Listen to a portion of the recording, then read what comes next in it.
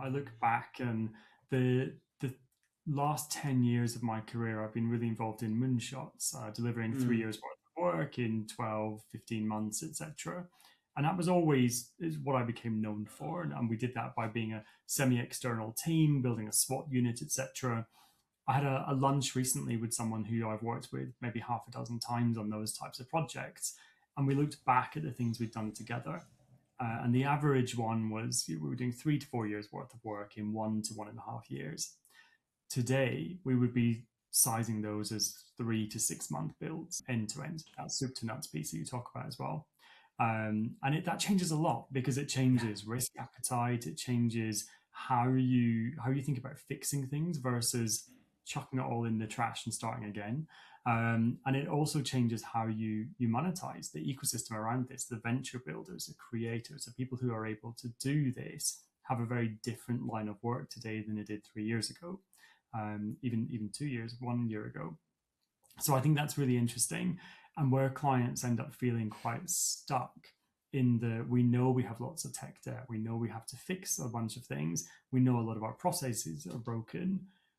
You get to a point where we really can't afford to take 6 months to bat this around leadership team meetings, Yeah. because anyone else could come in, fix it, and have it resolved within that 6 month period. So it starts to create a have and have not, or a can and cannot divide between people who can very, very rapidly wrap agile projects together to drive that change. And we say teams. I'm increasingly seeing it as being one person. Yeah. It's an AI enabler in a business. It's an orchestrator. It's someone rerouting every single process in the business. And they are one person, possibly running multiple projects at the same time through tooling, through additional help, etc. But that's been the biggest change for me. And I think it's the thing that's most exciting, the rise of that individual contributor being able to be an individual transformer, which we've never been able to have.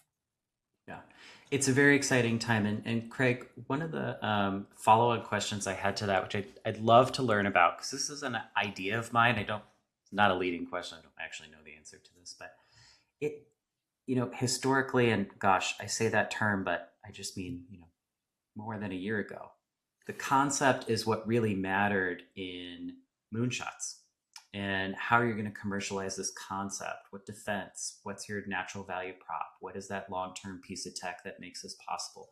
So much of it was wrapped up in kind of what I would consider just that holistic concept. You can get through that phase, you can iterate on that phase faster than ever before, like you just expressed. So I'm just so curious, is that what matters most now in those strategic discussions? Does it still matter? If it does, what's different about it? And if it doesn't, where's that emphasis moving towards? Is it revenue plan? Is it how do you build a defense out the gate in the age of AI? Well, what is that? It's really fascinating. I was adding it up. It's 12 years since we first worked together, you and a few of the Sightglass team. And I remember the project we were working on, we spent several months just defining what good looked like. Mm-hmm. Um, we had to. We were dealing with a very complex business, working across multiple geographies, multiple customer, multiple user types, and we had to take that time to really define what is it that we're building.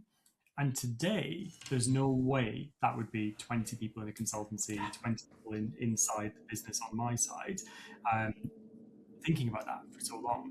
We would be half a dozen people as a SWAT unit in isolation, looking outside in probably, and we would expect that concept and the plan to be defined within days, proof of concept prototype within weeks, and live in market within a few months.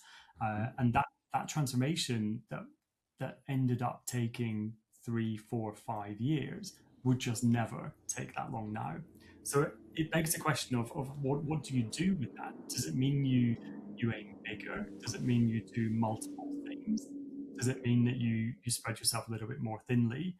And I think the answer is probably yes to all of that, because the ability to make mistakes and experiment just now, very rapidly claw back from them, and run again is significantly different to where we Mm-hmm. were back in 2014 when you and I met. And I think that's really interesting because now you can anchor things differently. You can look at a customer experience led transformation. You can look at something that's driving revenue acquisition. You can look at something which is driving churn defense and prevention. But you can look at them in parallel at the same time, possibly even with the same team. And we would never have been able to do that.